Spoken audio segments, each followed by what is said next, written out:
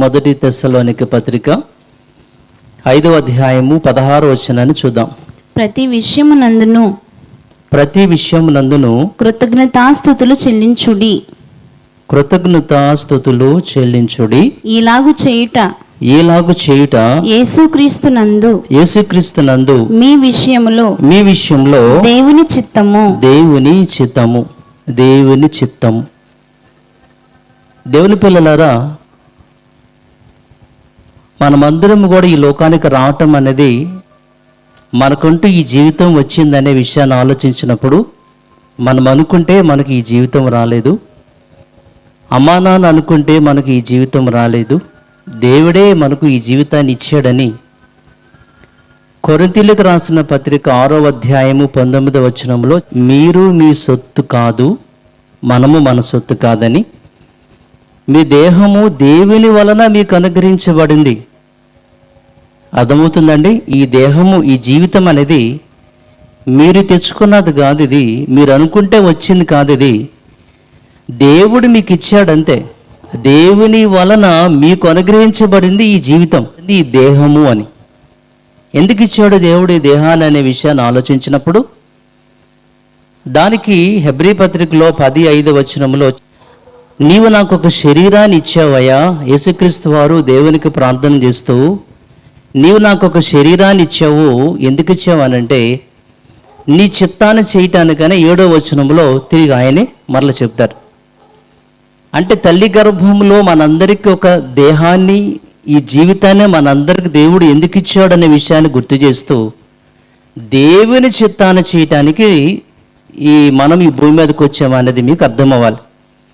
దేవుడు మనకి ఈ జీవితాన్ని ఎందుకు ఇచ్చాడంటే మన ఇష్టాన్ని చేసుకోవడానికి కాదు, దేవుని ఇష్టాన్ని చేయడానికి దేవుడే మనకి ఈ జీవితాన్ని ప్రసాదించినట్లుగా మనం చూస్తాం. కాబట్టి దేవుని ఇష్టం చేస్తేనే పరలోక రాజ్యంలో ప్రవేశించే అవకాశం మనకు ఉంటుందని మత్తయి గారి సువార్త 7వ అధ్యాయం 21వ వాక్యం ఒకసారి మనం ఆలోచిస్తే, ప్రభువా అని నన్ను పిలిచే ప్రతివాడును పరలోక రాజ్యంలో ప్రవేశింపడు గాని పరలోకమందున్న నా తండ్రి చిత్త ప్రకారం చేసేవాడే ప్రవేశిస్తాడు అని చెప్పారు. పరలోకమందున్న తండ్రి చిత్తం చేస్తేనే పరలోక రాజ్యంలో ప్రవేశించే యోగ్యత అనేది మనందరికీ ఉంటుంది. అది మీకు అర్థం అవ్వాలి. అంటే పరలోక రాజ్యంలో ప్రవేశించాలి అని అంటే ఖచ్చితంగా మనం అందరం కూడా తండ్రి చిత్తం చేయాలి. దేవుని పిల్లలారా, భక్తి అనేది ఎప్పుడు కూడా మనం అనుకున్నట్లుగా చేసేది కాదు. భక్తి దేవుడు అనుకున్నట్లుగా చేసేదే భక్తి. మేమింతే, మా అయ్యగారు మాకు ఇట్లాగే చెప్పారు, మా పెద్దలు మాకు ఇలాగే చెప్పారు, మా సంస్థలు ఇంతే, మా సంఘములు మేమింతే, నాకు ఇంతే వచ్చు, ఇలా గనక మన భక్తి చేస్తే పరలోకానికి వెళ్ళాం. మీలో చాలామంది డోక్రాకు సంబంధించిన మహిళలు ఉండొచ్చు. బ్యాంకుకి వెళ్ళినప్పుడు అక్కడ మనము లోన్ అనేది తీసుకునేటప్పుడు కరెక్ట్గా బ్యాంక్ మేనేజర్ గారు, ఇదిగో పలానా చోట మీరు సంతకం పెట్టమని ఆయన చెప్తాడు. ఆయన ఎక్కడ సంతకం పెట్టమన్నాడో అక్కడే మనం సంతకం పెడితేనే మనకు లోన్ అనేది వస్తుంది, లేకపోతే రాదు, రిజెక్ట్ అవుతుంది. అంటే ఎందుకంటున్నానంటే నాకు సంతకం వచ్చిలే, నేను ఎక్కడనే పెట్టొచ్చు అనేది మీరు అనుకోకూడదు. బ్యాంక్ మేనేజర్ గారు సంతకం ఎక్కడ పెట్టమని అక్కడే పెట్టాలి. సంతకం వచ్చని ఎక్కడ పెడితే అక్కడే పెడితే మనకు లోను రాదు, రిజెక్ట్ చేస్తారు. డాక్టర్ వద్దకు వెళ్తామండి, డాక్టర్ గారు మనకి ప్రిస్క్రిప్షన్ రాసిస్తారు, మందులు చీటీ అంటారు కదండి. మనకున్నటువంటి కడుపుల నొప్పో, కాళ్ళ నొప్పో, ఒళ్ళు నొప్పో, ఏదో మనకున్న సమస్యను బట్టి షుగరోనో బీపీనో వెళ్తాం, మందులు రాస్తాడు ఆయన. అర్థమవుతుంది. ప్రిస్క్రిప్షన్లో మందుల చీటీలో ఏమి రాశాడో అదే మనం తీసుకోవాలి. నాకు తెలుసులే, నాకు వచ్చులే అని మన ఇష్ట ప్రకారంగా మందులు తెచ్చుకొని వాడితే పోతాం. ఎందుకోసం అంటే డాక్టర్ గారు చీటీలో ఏమి రాశాడో ఆ మందులే వాడాలి తప్ప మన ఇష్ట ప్రకారంగా సొంత ప్రయత్నాలు చేస్తే రోగము పోవాల్సింది కాస్త ఎక్కువైపోయి ఎక్స్ట్రా రోగాలు మనకు వస్తే పోతాం.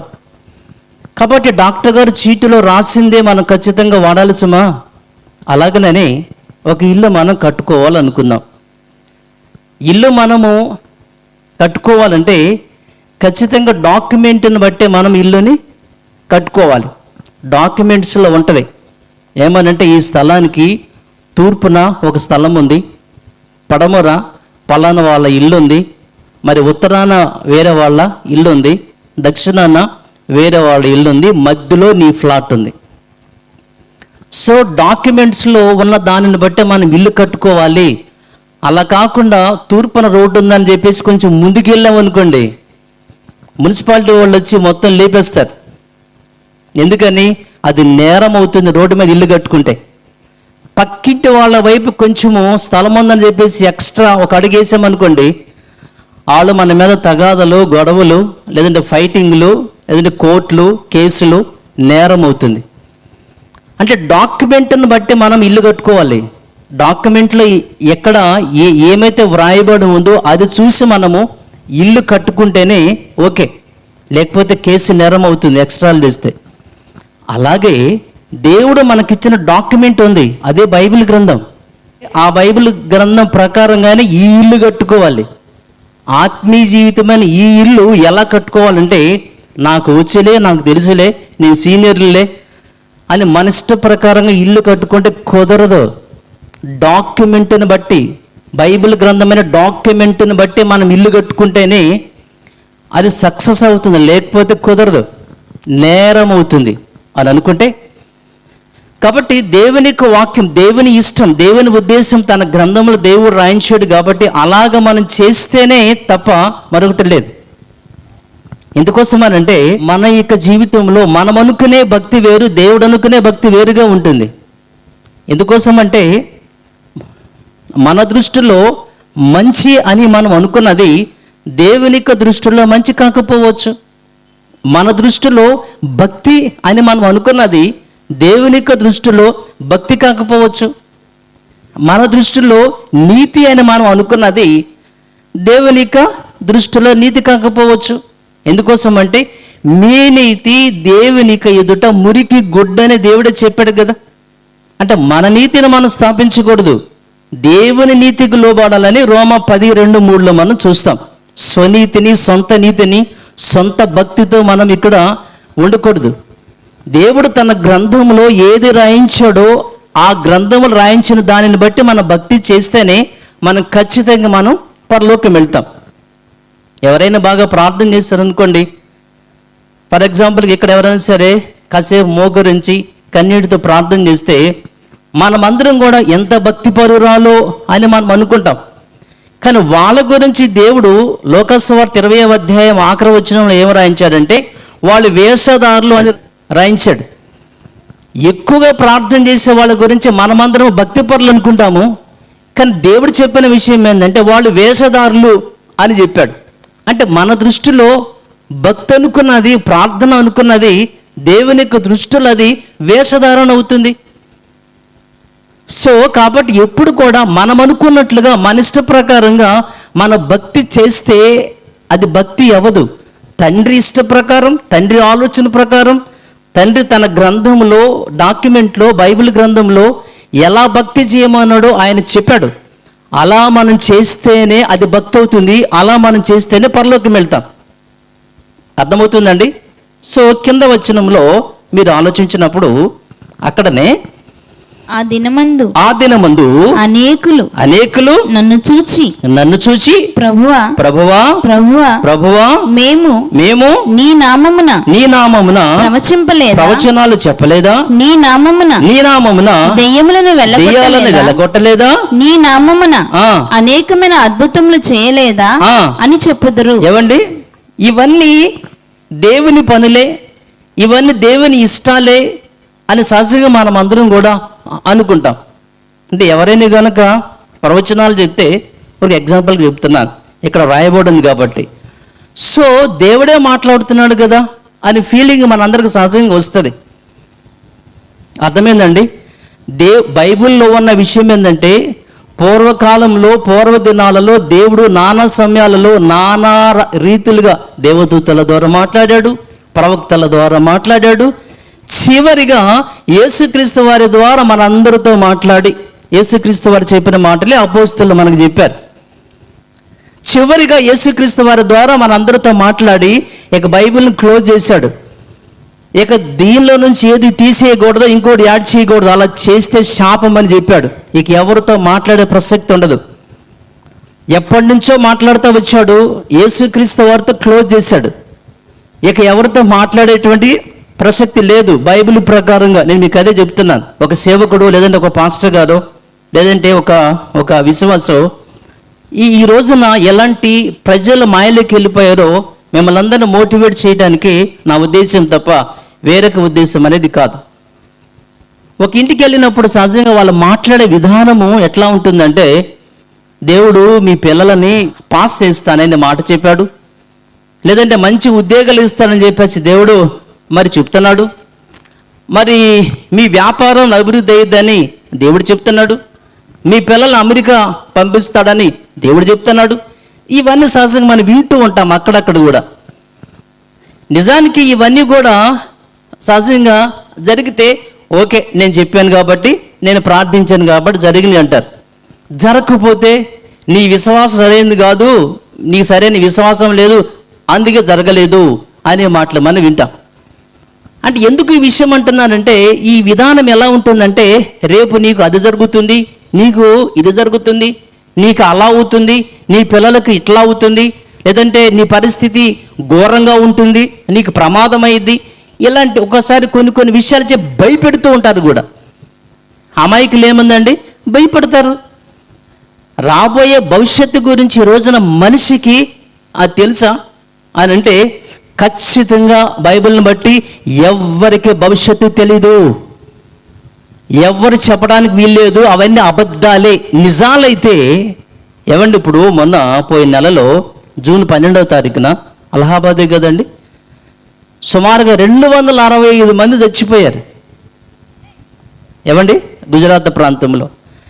ఆ విషయం కనుక వీళ్ళకి ముందే తెలిస్తే, భారతదేశంలో పాస్టర్లు, రెవరెండ్లు, బిషప్పులు, గొప్ప గొప్పలు ఉన్నారు కదండి, అసలు ఒక్క మాట ముందే చెప్పినట్లయితే ఎంత బాగుండేదండి. ఏమండి, రేపు మన దేశంలో ఒక ప్రమాదం జరగబోతుంది, ఫ్లైటు సుమారుగా 265 మెంబర్స్ మరి చనిపోబోతున్నారు, మోడీ గారు మా మాట వినండి, మమ్మల్ని నమ్మండి అని కనుక మోడీ గారికి చెప్తే అసలే ఒక రాష్ట్రమే. ఆయన ఎంత ఉప్పొంగిపోయేవాడు, ఆయన ఎంత మంచిగా ఫీల్ అయిపోయేవాడు.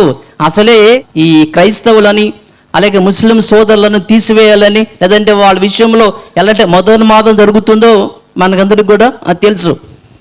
కాబట్టి ఇలాంటి విషయం కనుక వాళ్ళకి తెలియచేస్తే ఇంకేముందండి, 265 మంది ప్రాణాలను మీరు కాపాడిన వాళ్ళయి. అసలు భారతదేశం అంతా కూడా యేసు వైపే చూసేవాళ్ళు, దేవుని నమ్ముకునే వాళ్ళు. ఎంత గొప్ప భాగ్యం అండి. అంటే రేపు జరిగే సంఘటన నీకు ఎలా తెలుస్తుంది? ఎవరికి తెలియదు. అది నీకు తెలుసు అంటే మరి నువ్వు చెప్పాలి కదా. మరి ప్రసంగి గ్రంథంలో ఒక విషయం ఉంటుందండి. ప్రసంగి గ్రంథము 8వ అధ్యాయము 7వ వాక్యం ఒకసారి విందాం. సంభవింపబోవునది నరులకు తెలియదు. అర్థమైందండి? సంభవించబోయేది భవిష్యత్తు ఎవరికి తెలియదు అని బైబిల్ చెప్తుంది. క్రొత్త నిబంధనలో యాకోబు 4:14 కనుక మీరు చూస్తే, రేపేమి సంభవిస్తుందో మీకు తెలియదు అని చెప్పాడు. రేపేమి సంభవిస్తుందో మనకు తెలియదు అనేది బైబిల్ చెప్పే విషయం. ఏమండి, రేపు నీకు ఉద్యోగం వస్తుంది, రేపు ప్రమాదం అవుతుంది, రేపు నువ్వు పోతావు, నీ కాలం దగ్గర పడింది, నీ సమయం దగ్గర పడింది, ఇలాంటి పనికిమాలిన ప్రవచనాలు చెప్పి జనాలు భయపెట్టేవాళ్ళు లేరా అంటే చాలా చోట్ల ఉంటారు. దేవుని పిల్లలారా, మీరందరూ ఆలోచించాలి. భవిష్యత్తు ఎవ్వడికి తెలీదు. రేపేమి సంభవిస్తుందో ఎవడికి తెలియదని దేవుడు చెప్పాడంటే ఇక ఎవడికి తెలీదు. ఎవరైనా చెప్పారంటే అవన్నీ అబద్ధ ప్రవచనాలు, దొంగ ప్రవచనాలు. అవి అసలు ఇప్పుడు లేవు కూడా. మీకు కావాలని మీకు తర్వాత మీకు వస్తే మీకు వివరంగా నేను మీకు తెలియజేస్తాను. సో ఇక్కడ విషయాన్ని మనం ఆలోచించినట్లయితే, సో ప్రవచనాలు చెప్పే వాళ్ళ గురించి ఆయన మాట్లాడుతూ వచ్చాడు. మత్తయి గారి సువార్తలో నుంచి 7వ అధ్యాయము 22 ఒకసారి మనం చూసి ముందుకెళ్దాం. ఆ దినమందు అనేకులు నన్ను చూచి, ప్రభువా మేము నామమున ప్రవచనాలు చెప్పలేదా? నీ నామమున దెయ్యాలను వెళ్ళగొట్టలేదా? ఏమంటే మన వాళ్ళు చెప్పే విషయాలు. ఒక ఇంటికి వెళ్ళారు అనుకోండి, అమ్మ ప్రార్థన చేసుకుందామా, ఓకే, కళ్ళు మూసుకోగానే ఏంటమ్మా చీకటి కనిపిస్తుంది అంటారు. కళ్ళు మూసుకుంటే ఎవరికైనా చీకటే కనిపించేది, వీళ్ళకి కనిపిస్తుంది కదా. ఆ మాట చెప్పగానే మనకు ఆటోమేటిక్గా ఒక భయం స్టార్ట్ అవుతుంది. చీకట, మా ఇంట్లో చీకటి ఉందా? అవునమ్మా చీకటి ఉంది.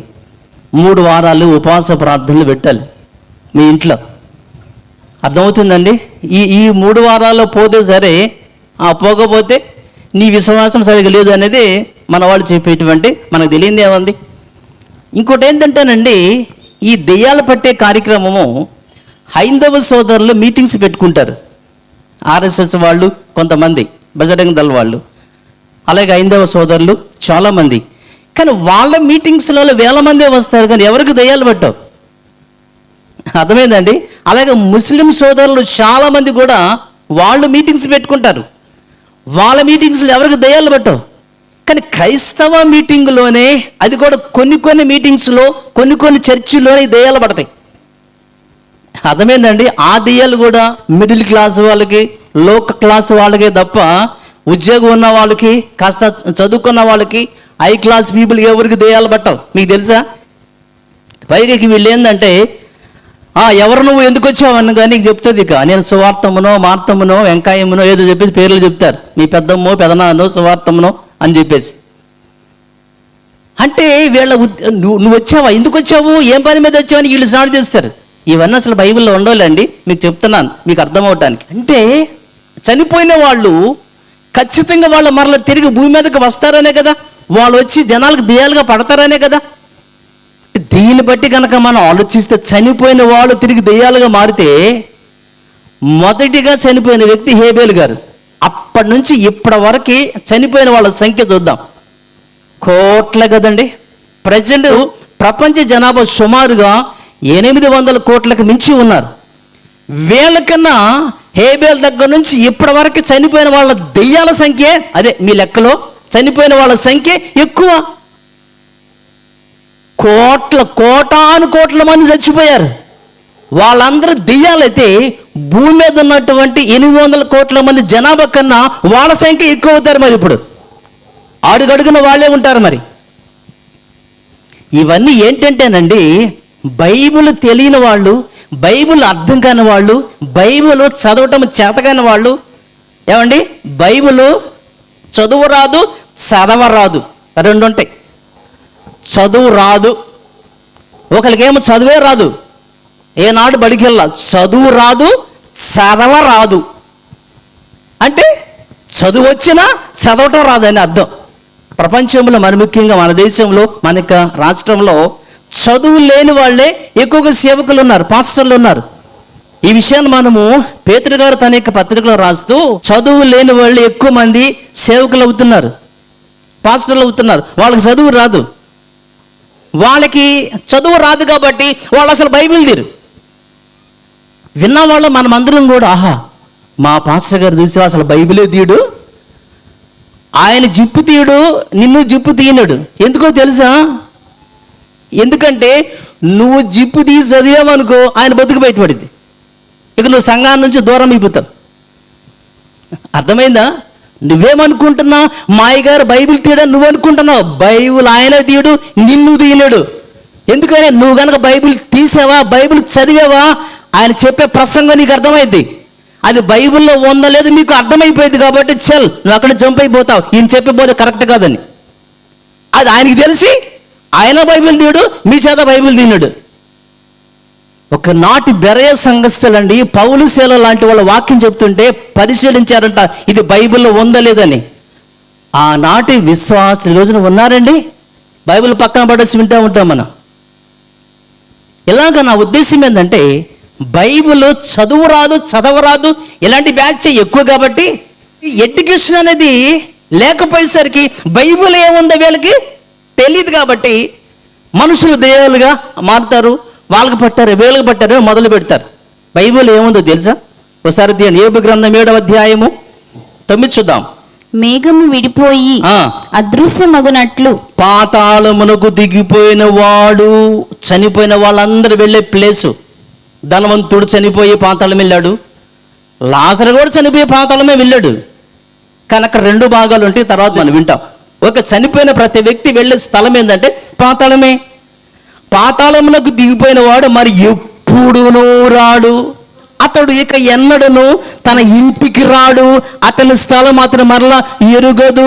ఒకసారి మనిషి చనిపోయి పాతాళానికి వెళ్ళిన తర్వాత మరలా తిరిగి భూమి మీదకి తన స్థలానికి ఇంటికి వచ్చి ఎవరికో పట్టే అవకాశం అస్సలు లేదు. దేవుని పిల్లలారా, ఇది బైబిల్కి విరుద్ధమైనది, ఇది తప్పిది. సో కాబట్టి ఇది మన వాళ్ళకి తెలియదు కాబట్టి, బైబిల్ తెలియదు కాబట్టి, నీకు పట్టింది ఎవరు సువార్తమా శాంతమా అని చెప్పేసి మేము దెయ్యాలు పోగొట్టాము, ఈ ప్రచారాలు సాగుతూ ఉంటాయి. అందుకని ఇలాంటి బ్యాచ్ గురించే యేసుక్రీస్తు వారు మాట్లాడాడు. ఏమని? మత్తయి సువార్త 7:22. ఆ దినమందు అనేకులు నన్ను చూచి ప్రభువా మేము నీ నామమున ప్రవచనాలు చెప్పలేదా, నీ నామమున దెయ్యాలను వెళ్ళగొట్టలేదా, నీ నామమున అనేక అద్భుతాలు మేము చేయలేదా అని చెబుతారు చాలా మంది చివరిలో వచ్చి. అప్పుడు నేను అంటాను, అప్పుడు నేను మిమ్ముని ఎన్నడను ఎరుగను. మీరెవరండి? మీ పేరేంటండి?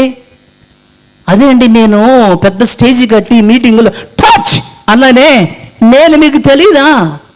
మా చర్చిలో జుట్టు పట్టుకుని దెయ్యాలు వెళ్ళగొట్టానే, మా వాళ్ళకి ప్రవచనాలు చెప్పాను కదా, నేను మీకు తెలీదా? Get out. అప్పుడు నేను మిమ్మును ఎన్నడను ఎరుగను, అక్రమము చేసేవారులారా నా ఎద్ద నుంచి పోండని వారితో చెప్పాను.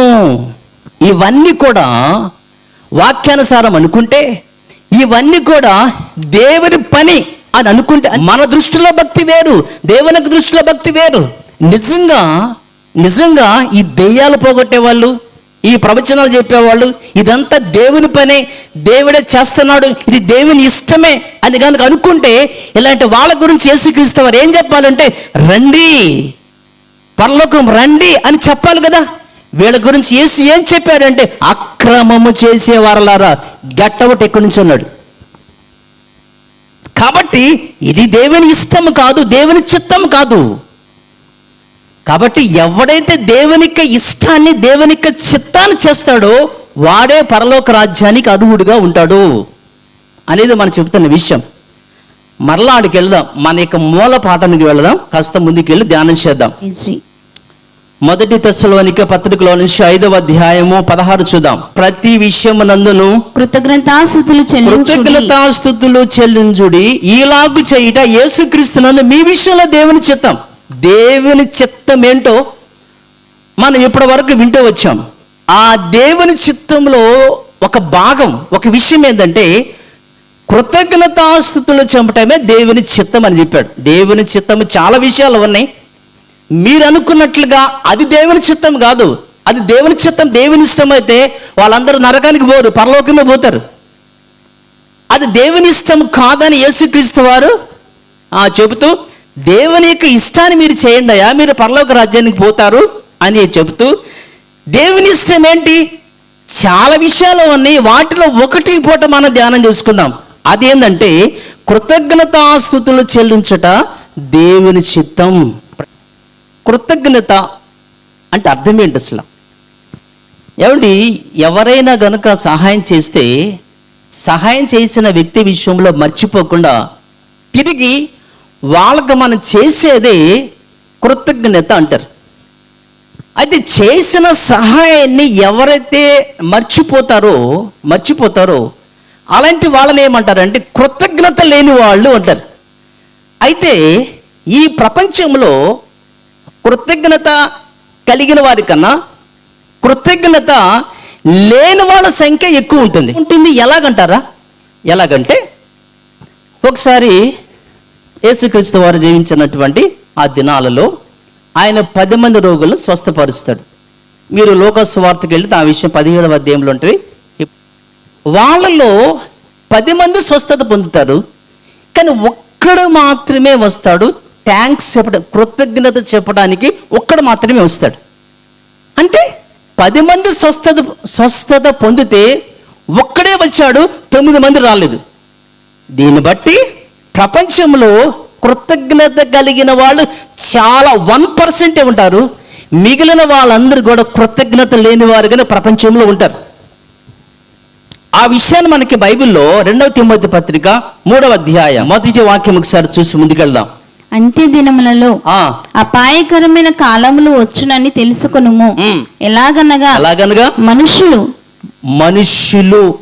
అంటే అందరూ మనుషులు మనుషులు స్వార్థప్రియులు, ధనాపేక్షులు, బెంకమలాడేవారు, అహంకారులు, దోషకులు, తల్లిదండ్రులకు అవిధేయులు, కృతజ్ఞత లేనివారు. ఏమంటే ప్రపంచంలో ఉన్నటువంటి మనుషుల యొక్క స్వభావాన్ని గురించి దేవుడు రాయిస్తూ కృతజ్ఞత లేని వారే ఉంటారు ఎక్కువ మంది. అర్థమవుతుందండి?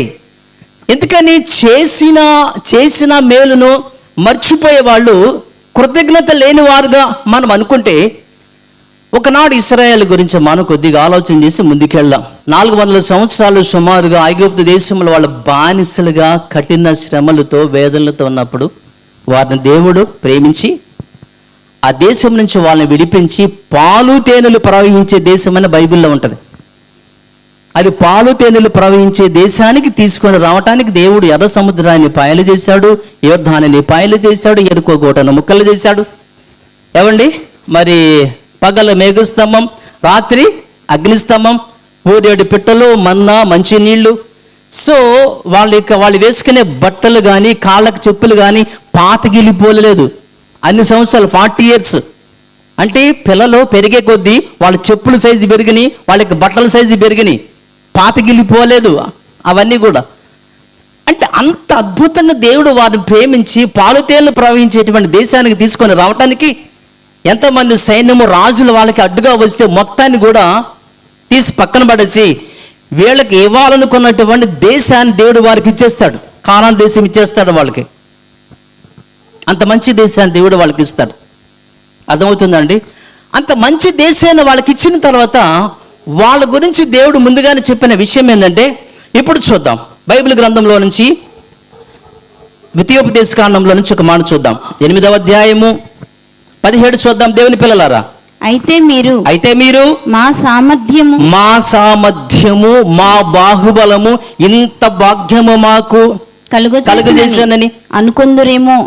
ఏమండి, దేవుడు వారి విషయంలో శ్రద్ధ తీసుకుని అందరూ జాగ్రత్తగా ఆ దేశానికి తీసుకుని వస్తే వీళ్ళందరూ ఇక పరిస్థితి ఫ్యూచర్లో ఎలా ఉంటుందంటే, మా సామర్థ్యము, మా బాహుబలము, ఇంత భాగ్యము, ఇదంతా మేము ఈ కానాను దేశానికి వచ్చామంటే మా శక్తి సామర్థ్యాలు, మా బలము, మా యొక్క కష్టము, మా ప్రయాస అంటే దేవుని కార్యాలు మర్చిపోయారండి వాళ్ళు. అంటే నిజంగా ఆలోచించినట్లయితే దేవుడు వారి విషయంలో ఇంత గొప్ప కార్యం చేస్తే అన్ని మర్చిపోయారండి వాళ్ళు. 78వ కీర్తన 11 కనుక మీరు చూస్తే ఒకసారి క్రియలను ఆయన వారికి చూపిన తన ఆశ్చర్య క్రియలను వారు మరిచిపోయిరి. 12 నుంచి 16 వరకు కనుక మీరు చూస్తే తర్వాత చూసుకోండి. వారి పట్ల దేవుడు ఎన్ని గొప్ప ఆశ్చర్యకార్యాలు చేశాడు, గొప్ప పనులు చేశాడు, అవన్నీ లిస్ట్ అక్కడ ఉంటుంది. ఇవన్నీ మర్చిపోయారండి వాళ్ళు, అన్ని మర్చిపోయారు వాళ్ళు. అంటే మనిషికి మర్చిపోయే గుణం ఉంటుంది కదా ఖచ్చితంగా. అందుకని దావీదు ఏమని తన ప్రాణానికి ఆయన చెప్పుకుంటాడు, నా ప్రాణమా, నా అంతరంగంలో ఉన్న సమస్తమా, ఆయన చేసిన ఉపకారములలో దేనిని మా వాళ్ళకి మర్చిపోయే గుణం ఉంది. అన్ని గొప్ప కార్యాలు దేవుడు చేస్తే అన్ని మర్చిపోయారు వాళ్ళు. నేను కూడా మర్చిపోతానేమో ఒకవేళ, నా ప్రాణమా మర్చిపోవద్దు దేవుని యొక్క కార్యాల గురించి అని తన ప్రాణానికి దావీదు చెప్పుకుంటున్నాడు. ఒకనాడు ఇశ్రాయేలీయులు ఇదంతా మా సామర్థ్యం, మా కష్టం, మా ప్రయాస అని అనుకున్నారే. ఈ రోజున మనం ఎవరు అలా అనుకోకూడదు భవిష్యత్తులో. ఇప్పుడు కానీ చాలామంది పిల్లలు, నేను కష్టపడి రాసి పాస్ అయ్యానండి, కష్టపడ్డాను, ప్రయాసపడ్డాను, నేను కష్టపడి చదివి పాస్ అయ్యాను, మంచి మార్కులు వచ్చినాయని పిల్లలు అనుకోవచ్చు.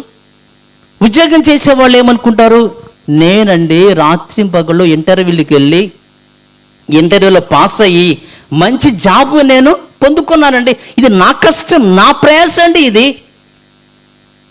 ఇది నా జ్ఞానం, నా బుద్ధి, నా ఇక తెలివితేటలు, నా వ్యాపారంలో సక్సెస్ అయ్యిందంటే, నాకు ఉద్యోగం వచ్చిందంటే, నేను పాస్ అయ్యానంటే ఇది నా శక్తి సామర్థ్యాలు, ఇదంతా నేను కష్టపడ్డా, నేను ప్రయాసపడ్డా అని మా సహజం మనం అనుకుంటాం కదా. ఇశ్రాయేలీయుల్లాగా వాళ్ళు ఏమనుకున్నారు? ఇది నా సామర్థ్యం, నా శక్తి, నా బలము, మా ప్రయాసన వాళ్ళు అనుకున్నారుగా.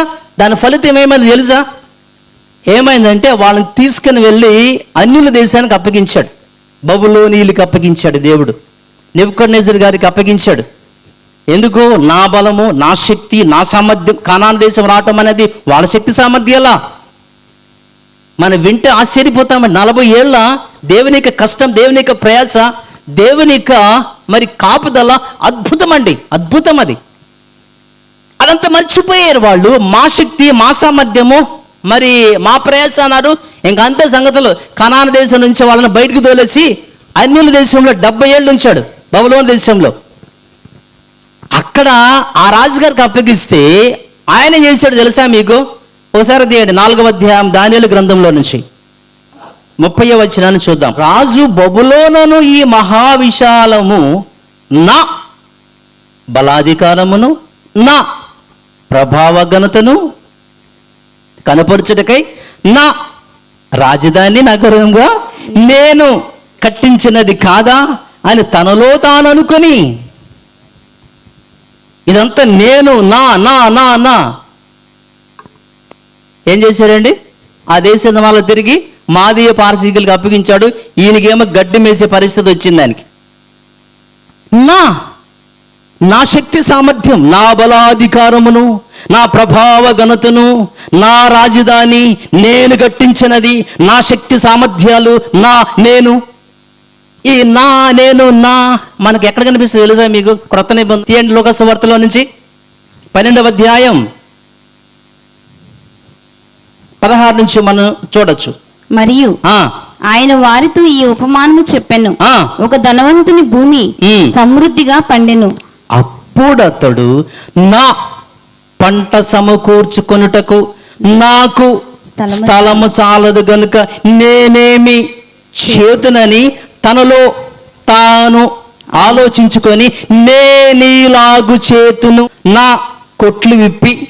ఏమండి, ఇవన్నీ మనం చూస్తే వాటికంటే గొప్ప వాటిని కట్టించి అందులో నా ధాన్యం అంతటిని, నా ఆస్తిని, ఏమండి మనకు నేను నాకు నేను నా కష్టం, నా సామర్థ్యం. తనిక శరీరంతో మాట్లాడుతున్నాడు. ఆత్మ అనే వ్యక్తి తన ప్రాణానికి మూలం రక్తం అనేది దేహంలో ఉంటుంది కదండి.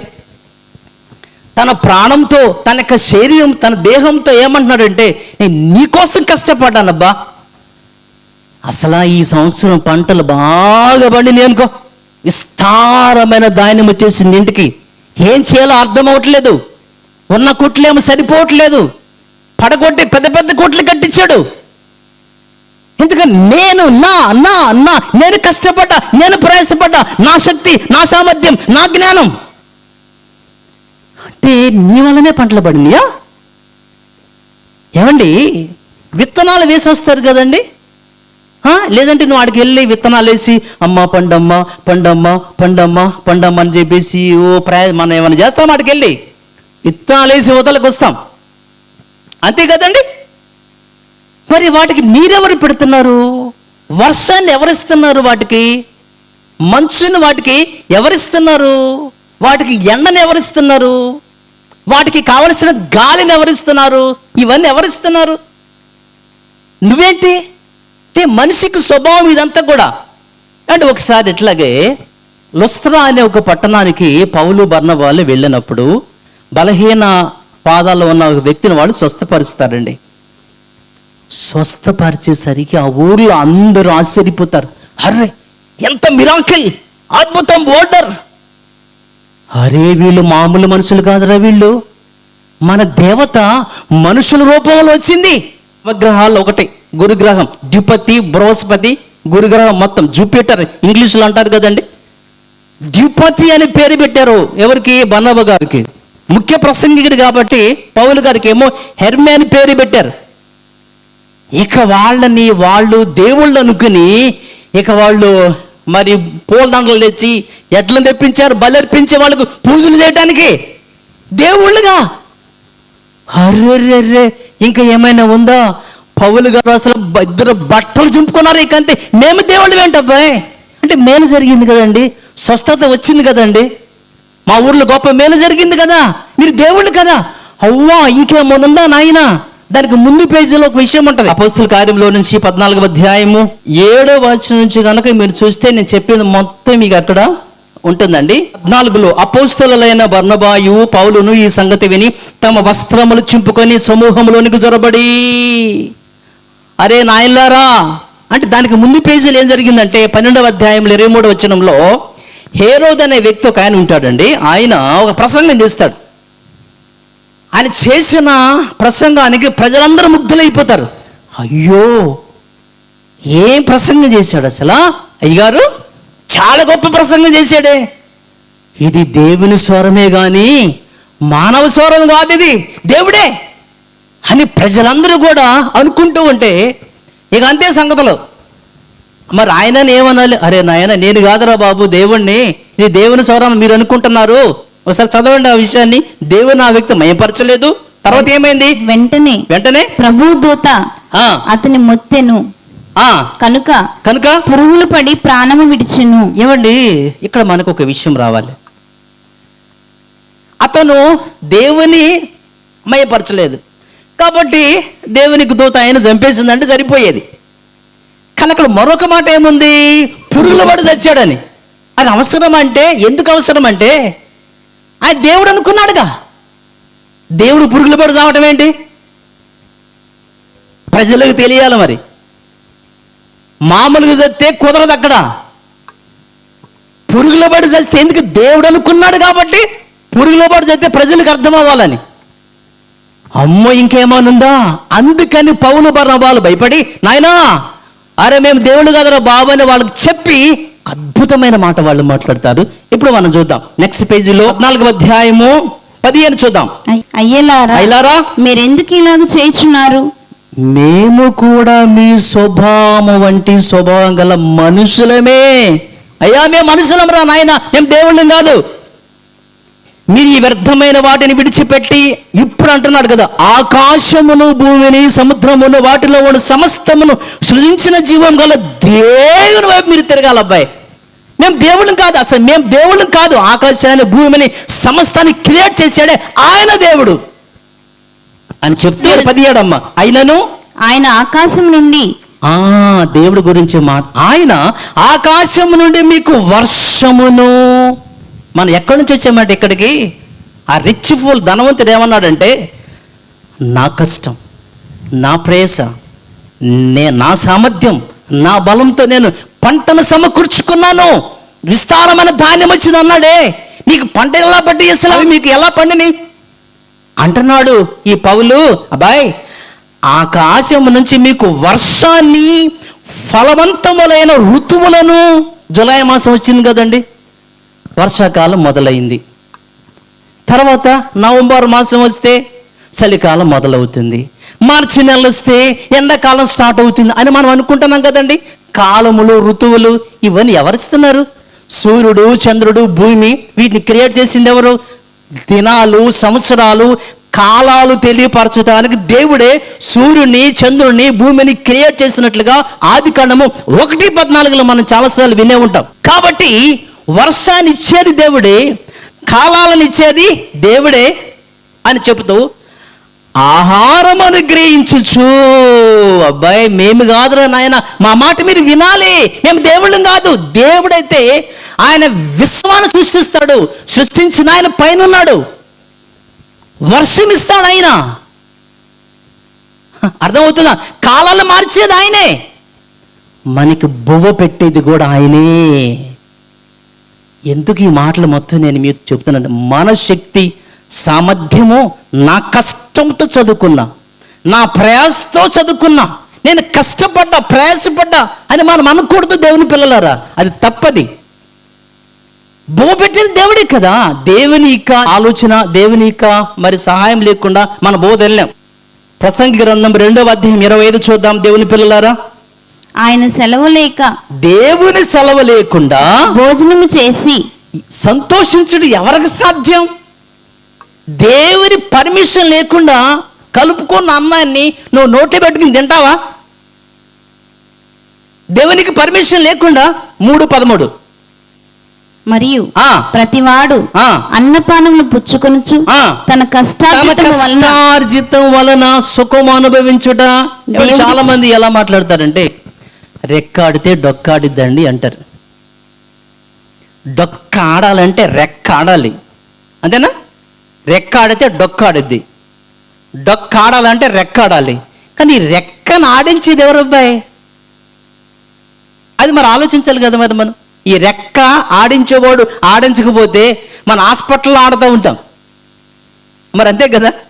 రెక్క ఆడితే డొక్క ఆడదనుకుంటే ఈ రెక్క ఆడించేది ఎవరు ఇక్కడ? తన కష్టార్జితం వలన సుఖాన్ని అనుభవించుట దేవుడిచ్చే బహుమానం తప్ప నీ శక్తి సామర్థ్యం కాదు ఇక్కడ.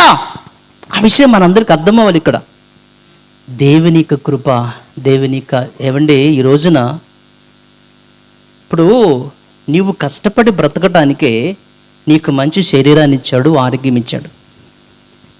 నీ యొక్క జీవనం కోసము, నీ బ్రతుకుదెరువు కోసము నువ్వు చదువుకుంటావో, ఉద్యోగం చేస్తావో, వ్యాపారం చేస్తావో, ఏదో ఒక పని చేసుకుంటావో, ఆటో డ్రైవింగ్ చేసుకుంటావు, నువ్వు ఏ పనైనా చేసుకో. నువ్వు ఇలా పనులు చేసుకుని కష్టపడి చదివి పాస్ అయ్యి ఉద్యోగాలు చేసుకుని పనులు చేసుకుని బ్రతకడానికి దీని వెనక కారణం మీకు అర్థం అవ్వాలి. దీనికి కావలసిన సమస్త మెటీరియల్ దేవుడు ఈ విశ్వంలో పెట్టాడు. నీకు పంచభూతాలు అవసరం. సూర్యుడు కావాలి, చంద్రుడు కావాలి, భూమి కావాలి, వృక్షాలు కావాలి, మరి ఫల వృక్షాలు కావాలి. వీటన్నిటికన్నా ప్రాముఖ్యమైనది నువ్వు భూమి మీదకి రాగా నీకు ఆక్సిజన్ కావాలి కదా. ఊపిరి నీకు ఎవరిస్తున్నారు? ఊపిరి ఆగిపోతే. అపోస్తలులు 17వ అధ్యాయము 25వ వాక్యం. ఆయన అందరికిని జీవమును ఊపిరిని సమస్తము దయచేయువాడు అందరికి జీవమును ఊపిరినిచ్చేది ఆయనే.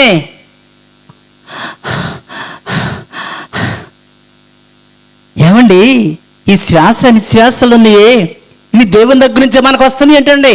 ఒక్కసారి ఆయన గనక ఆయన ఊపిరి పీలు చేసుకోండి, గాలి ఆపేస్తే, ఆక్సిజన్ ఆపేస్తే, మీకు తెలుసా బైబిల్లో ఉంది 34వ అధ్యాయం యోబు గ్రంథంలో నుంచి 14 దేవుడు తన మనస్సు తన మీదనే ఉంచుకుని ఎడల తన శ్వాస నిశ్వాసములను తన యొద్దకు తిరిగి తీసుకున్నట్లయితే అని లాగేసుకుంటే నీ ఊపిరిని, నీకు ఇచ్చే ఆక్సిజన్ని లాగేసుకుంటే దేవుడు శరీరులందరూ ఏకముగా నశించెదరు, మనుషులందరూ ధూళైపోతారంటండి.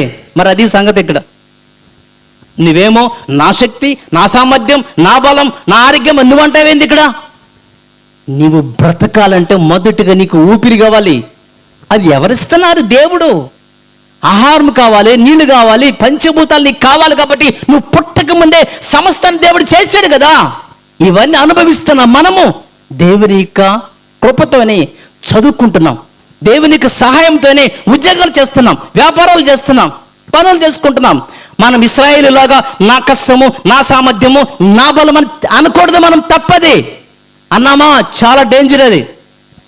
మరి ఇంతకీ కృతజ్ఞత తెలియచేయటం అంటే ఎలాగో, ఏమిటి అని మరలా ఆలోచన చేస్తే, ఒక వ్యక్తిని స్వస్థపరుస్తాడు.